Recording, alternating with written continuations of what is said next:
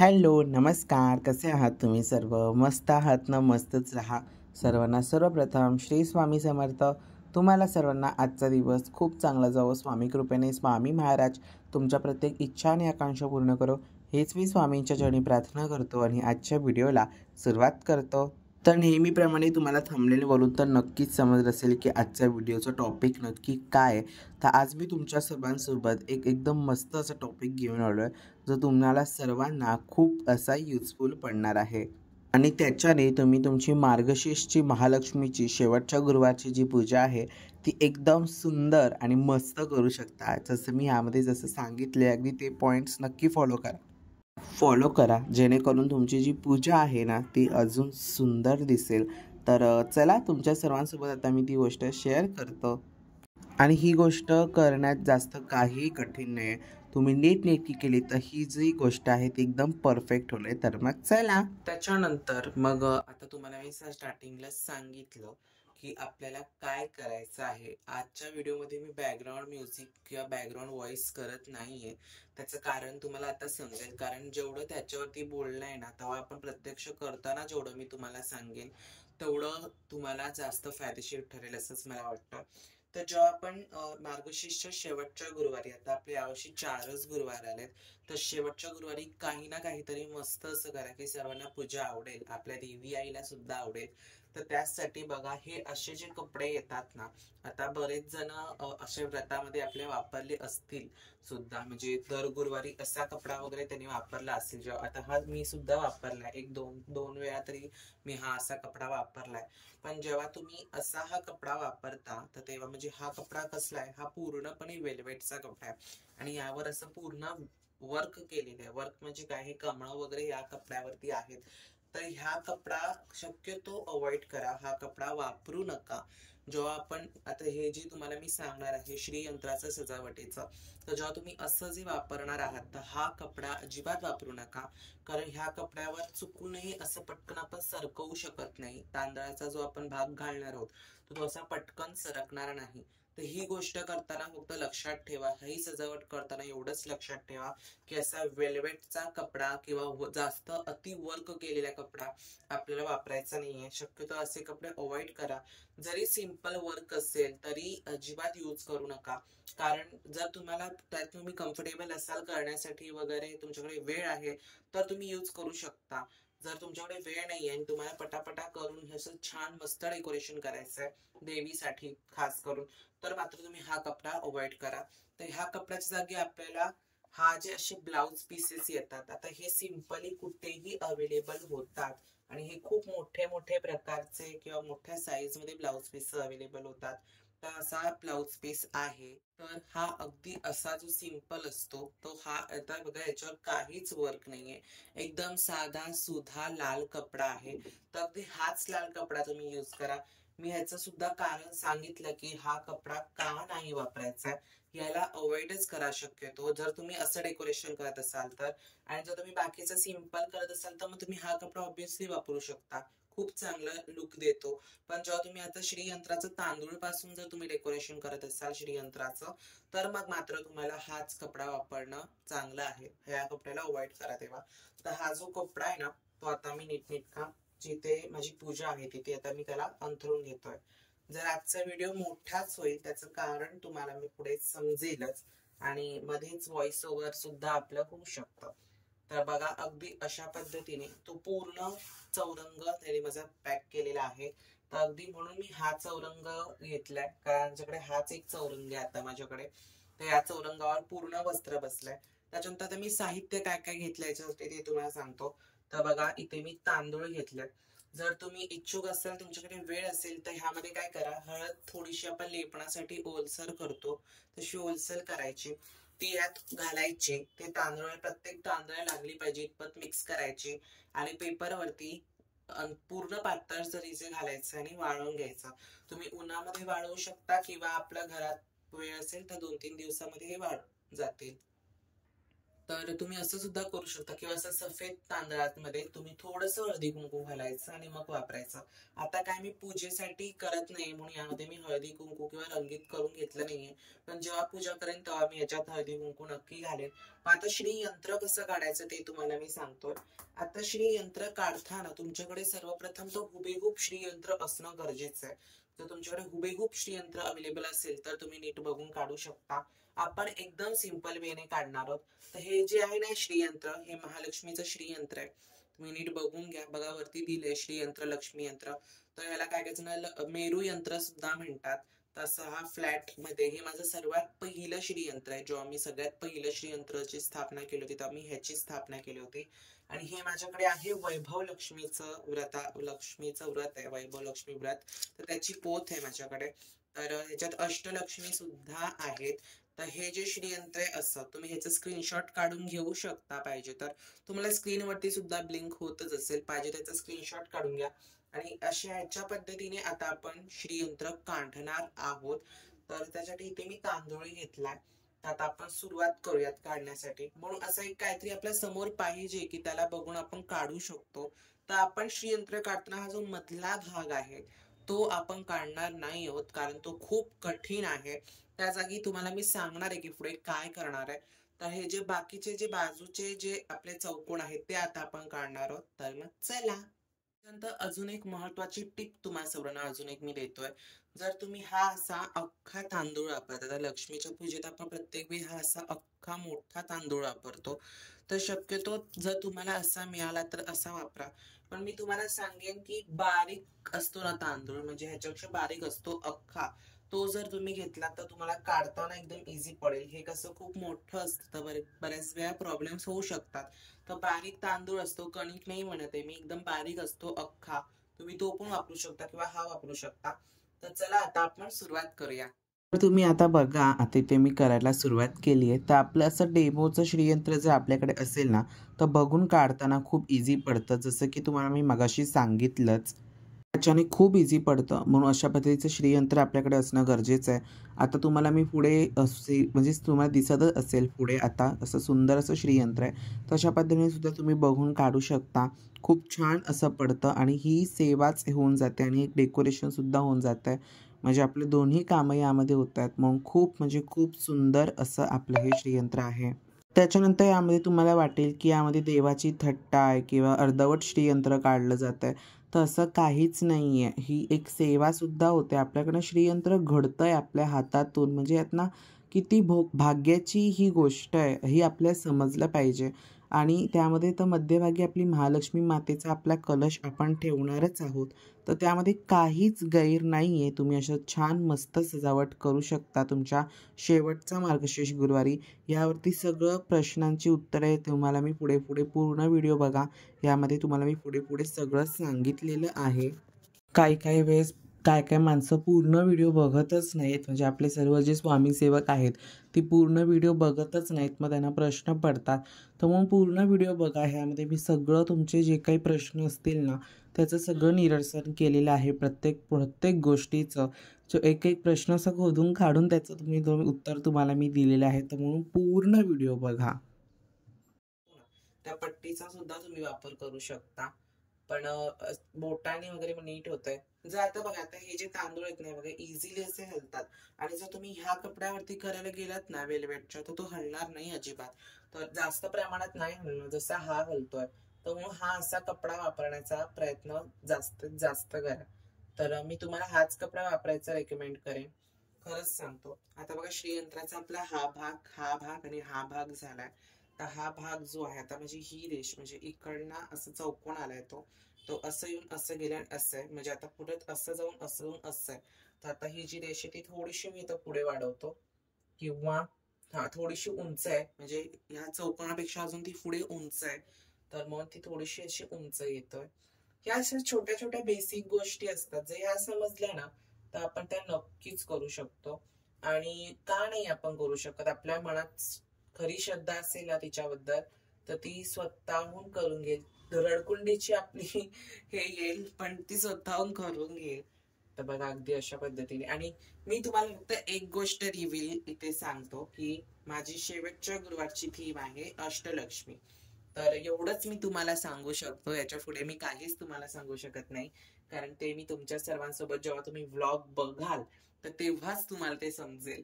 का आता आपल्या गप्पा जरा जास्तच होत आहे आणि काम थोडं स्लो होत आहे. आता काम पटापट झालं पाहिजे, तर त्यासाठी बघा. आणि आता मला ना आणि अशी प्रॅक्टिस केली ना आपण, म्हणजे जेव्हा आपला वेळ असेल आणि असं आपण केलं ना, तर मग त्या आपल्याला प्रॉब्लेम्स क्रिएट होत नाहीत तिथे. की जेव्हा आपण ऐन वेळेला ही गोष्ट करायला जातो ना, तेव्हा खूप प्रॉब्लेम्स क्रिएट होतात. म्हणजे आता तुम्हाला सांगतो की काय काय वेळेस आपल्याकडनं होतही नाही, मग आपण ती गोष्ट सोडून देतो. किंवा काय काय वेळेस अरे बापरे, इथे पण हलतं, मग असं छोट्या छोट्या गोष्टी बघत राहाव्या लागतात हो. त्याच्यानंतर असं नीट एकदम बेसिक गोष्टी आहेत, म्हणून असं पहिली प्रॅक्टिस करून ठेवा. आता माझ्याकडे बऱ्यापैकी वेळ होता, सगळं करून झाल्याच्या नंतरचा हा माझा वेळ तो मी आता स्पेंड करतोय तुमच्या सर्वांसोबत. आणि माझ्या देवी आईची प्रॅक्टिस माझी सुरू आहे की मला काय काय करायचंय शेवटच्या गुरुवारासाठी. अष्टलक्ष्मीची थीम आहे पूजेची. माझ्या पहिली गुरुवारची माझं पहिलं डोक्यात वेगळा प्लॅन होता, पण देवीने काही वेगळंच करून घेतलं माझ्याकडनं. मग तेव्हा वरदलक्ष्मीची पूजा माझ्याकडनं आपोआप झाली. स्वतःहूनच देवीने ती माझ्याकडनं करून घेतली वरदलक्ष्मीची सेवा. तर तेव्हा वरदलक्ष्मीची सेवा माझ्याकडनं आपोआप झाली. त्याच्यानंतर मग सेकंड, अरे बापरे, हाच तर प्रॉब्लेम आहे बघा, कसं कसं ते मध्ये मध्ये हलतं. तर म्हणून खूप छोट्या छोट्या गोष्टी अशा बघत कराव्या लागतात. तसा हा जो चौरंग आहे ना माझा, तो थोडा छोटा आहे. तर म्हणून आपला विषय सुरू होता तो म्हणजे पहिल्या गुरुवारी माझ्याकडनं सेवा झाली ती म्हणजे वरदलक्ष्मी आईची. दुसऱ्या गुरुवारी माझी सेवा झाली ती म्हणजे आई अंबाबाईची, अर्थात कोल्हापूरची माझी महालक्ष्मी आहे ना, तिची सेवा झाली. तिसऱ्या गुरुवारी माझ्याकडनं आई एकविरीची सेवा झाली. तशी छान छान मस्त सेवा झाल्या देवीच्या. म्हटलं आता शेवटच्या गुरुवारी आहे ना काहीतरी वेगळं करू, म्हणजे काहीतरी असं वेगळं झालं पाहिजे की त्यात सर्व देवांचं किंवा सर्व देवींचं असं त्यामध्ये स्थान येईल, असं काहीतरी झालं पाहिजे. तर डोक्यात माझ्या थीम आपोआप आली, ती म्हणजे अष्टलक्ष्मी. तर आपण अष्टलक्ष्मींची थीम करू असं माझ्या डोक्यात आलं आणि अगदी तेच आता हुबेहूब हे होत आहे. पुढे पुढे बघा तुम्ही, म्हणजे आता हळूहळू आपलं छान असं मस्त जे श्रीयंत्र आहे ते देवीचं तयार होईल. तर तुम्हाला मी सांगेन, जास्त बडबड करत नाही बसत, कारण त्याच्याने काय होईल माहितीये, ब्लॉग सुद्धा खूप मोठा होऊन जातो. त्याच्यानंतर असं सुंदर आणि खूप छान असं आपलं महालक्ष्मीचं जे श्रीयंत्र आहे ते असं छान तयार झालेलं आहे. कसं दिसतंय मला कमेंट्स मध्ये नक्की कळवा.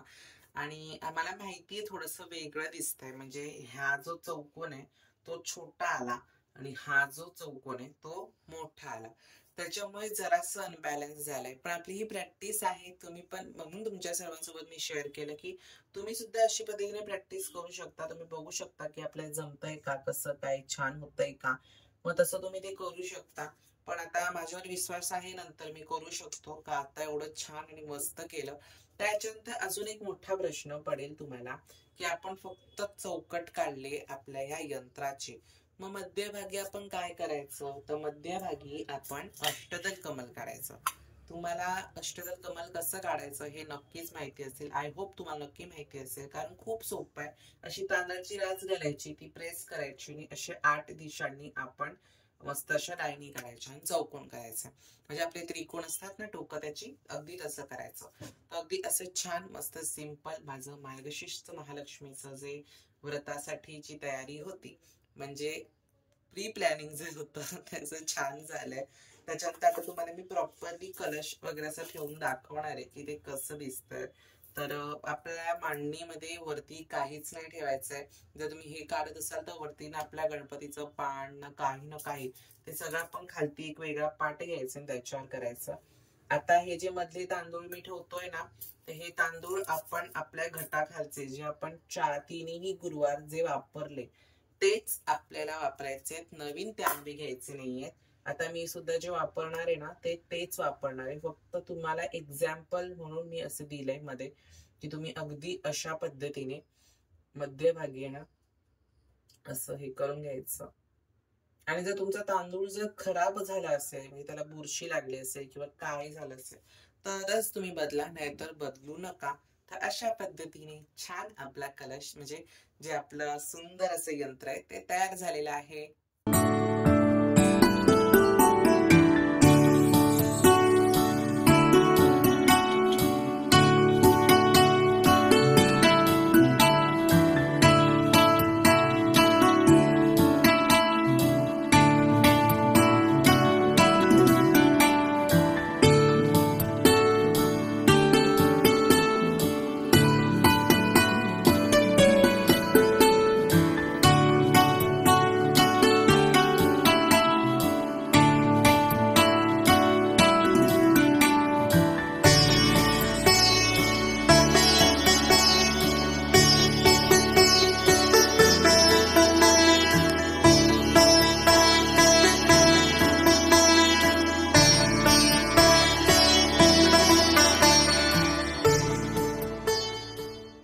पद्धतीने आपल्याला मार्गशीर्ष महालक्ष्मीच्या शेवटच्या गुरुवारसाठी नक्की कशी सजावट करायची आहे हे तुमच्या सर्वांसोबत आज मी शेअर केलं.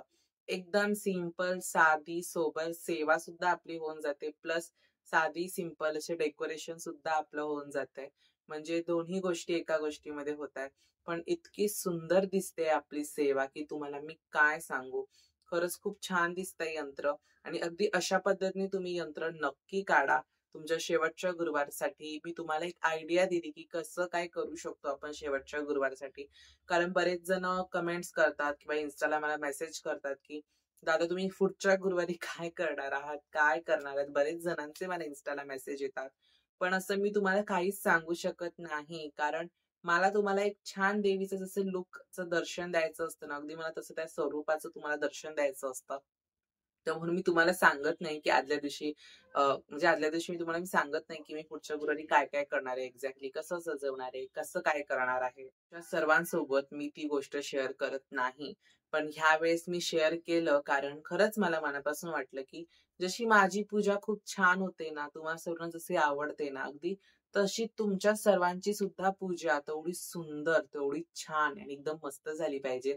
तर म्हणून यावेळेस मी तुमच्या सर्वांसोबत फक्त माझी थीम शेअर केली आहे, ती म्हणजे अष्टलक्ष्मी. एवढंच माझी थीम आहे. पण त्यामध्ये मी काय काय करणार आहे तर ते मी तुम्हाला सांगणार नाही. ते तुम्हाला आपल्या येणाऱ्या मार्गशीर्षच्या शेवटच्या उद्यापनाच्या गुरुवारी तुम्हाला नक्की बघायला मिळेल. त्यामध्ये थोडा व्हिडिओ उशिरा येईल. आता तो व्हिडिओ शुक्रवारी येईल, कारण उद्यापन संध्याकाळी आहे आणि त्या दिवशी एकादशी सुद्धा आहे. तर म्हणून संध्याकाळचं उद्यापन मी करणार आहे. म्हणजे मम्मी वगैरे असे सगळे करणार आहेत. तर ते संध्याकाळचं करायचं आहे. तर म्हणून बरेच जण संध्याकाळी करतात. मग आपण संध्याकाळी करायचं. काय तुम्हाला वेळ नसेल तुम्ही सकाळी सुद्धा उद्यापन करू शकता. पण घट आपल्याला दुसऱ्या दिवशी उचलायचा आहे शुक्रवारी. तर अगदी अशा सिंपल सिंपल गोष्टी आहेत. पण यंत्र काढताना फक्त तुम्हाला ज्या ज्या छोट्याशा टिप मी तुम्हाला मगाशी सांगितल्या त्या नेहमी लक्षात ठेवा. म्हणजे तुमचं हे जे यंत्र आहे ते एक नंबर बनेल आणि एकदम सुंदर बनेल आणि आपली पूजा सुद्धा खूप छान होईल. आणि अजून एक तुम्हाला यामध्ये मी टिप सांगतो की ते म्हणजे हे असं पुस्तक आहे. माझ्याकडे आता हे वैभव लक्ष्मीचं पुस्तक आहे. कारण हे उद्यापनामध्ये मम्मीला मिळालं होतं. म्हणजे एका ताईंच्या घरी उद्यापन होतं तेव्हा तेव्हा मम्मीला हे दिलं होतं. तर त्यामागे बघा हा जो मधला भाग तुम्हाला दिसतोय ना, ह्याची तुम्ही प्रिंट काढून घेऊ शकता कलर प्रिंट मध्ये. तुम्हाला मी कम्युनिटी पोस्ट मध्ये देईन ह्याचा फोटो. तुम्ही त्याचा स्क्रीनशॉट काढून घ्या आणि काय करायचं त्याची प्रिंट काढायची आणि हे जो आपण चौकोन जो आपण बनवलाय ना त्याच्या मध्यभागी ती ठेवायची. आणि मग त्याच्यावरती जर तुम्हाला पाहिजे तर त्याच्यावरती तुम्ही तांदूळ कसे तुम्हाला ठेवायचे ते ठेवायचं आणि त्याच्यानंतर मग त्यावर कलश ठेवायचं. म्हणजे श्रीयंत्रावर रूढ आपली महालक्ष्मी मातेचा कलश होईल. म्हणजे जे लक्ष्मीचं आसन आहे त्याच्यावरतीच महालक्ष्मी विराजमान होईल, असं त्या गोष्टीचा अर्थ आहे. त्याच्यात काहीच गैर नाहीये. पण तो प्लॅन मी करणार नाहीये, हे पण एक छोटस सांगतो. पण तुम्हाला एक मी आयडिया दिली की तुम्ही अशा पद्धतीने करू शकता. कारण पूजा सुंदर दिसण्यासाठी अशा छोट्याशा टिप्स असतात. त्या शेवटच्या गुरुवारचं थोडक्यामध्ये तुमच्या सर्वांसोबत मी शेअर केलं. तर आजचा व्हिडिओ तुम्हाला कसा वाटला मला नक्की कमेंट्समध्ये सांगा. जरी तुम्हाला ह्या व्हिडिओमध्ये काही समजलं नसेल किंवा काही असेल तर मला तुम्ही इन्स्टाला मेसेज करू शकता किंवा तुम्ही मला कमेंट्स केला तर मला कमेंट्समध्ये उत्तर मला पटकन देता येतं, कारण मी जास्त ऍक्टिव्ह युट्यूबवर असतो इन्स्टापेक्षा. तर म्हणून तुम्ही मला युट्यूबलाच कमेंट करा व्हिडिओला. तर त्याच्यात तुम्हाला मी लगेच उत्तर देऊन टाकेन. आणि जर ते उत्तर मोठं असेल तर तीच कमेंट मी तुमची शॉर्टमध्ये त्याचं उत्तर देईन. जर त्याचं उत्तर मोठं असेल आणि जर त्याचं उत्तर छोटं असेल तर तुम्हाला मी कमेंट्समध्येच उत्तर देईन. आणि तर त्याचं खरंच त्यावरती मला असं वाटलं, की ह्या प्रश्नावरती एक्सप्लेनेशन दिलं पाहिजे असतं. तर तो मग मी तुमच्या सर्वांसोबत शॉर्ट व्हिडिओमध्ये शेअर करत जाईन. कारण बघा मार्गशीर्षचा जो 3रा गुरुवार झाला, तर त्यामध्ये मी तुमच्या सर्वांसोबत शेअर केलं होतं शॉर्ट्समध्ये, की मी महालक्ष्मी मातेचा मुखवटा म्हणजे माझा जो एकविरी आईचा मुखवटा आहे, तो मी कसा काय लावला? कारण ते मला विचारलं होतं Instaला बऱ्याच जणांनी. तर म्हणून तो मी तुमच्या सर्वांसोबत शॉर्टमध्ये शेअर केला. म्हणजे त्या गोष्टीचा अर्थ काय होतो, की तुमच्या सर्वांसोबत प्रॅक्टिकली सुद्धा शेअर होतं आणि तुम्हाला ती गोष्ट समजते सुद्धा तुमच्यासाठी करण्यासाठी. तर अगदी अशा पद्धतीने तुम्ही सुद्धा नक्की करा महालक्ष्मीची पूजा आणि नेहमीप्रमाणे व्हिडिओला लाईक करा, शेअर करा आणि सबस्क्राईब करा. पुन्हा भेटूयात अशा उद्याच्या एका नवीन व्हिडिओमध्ये. तोपर्यंत सर्वांना बाय आणि सर्वांना श्री स्वामी समर्थ.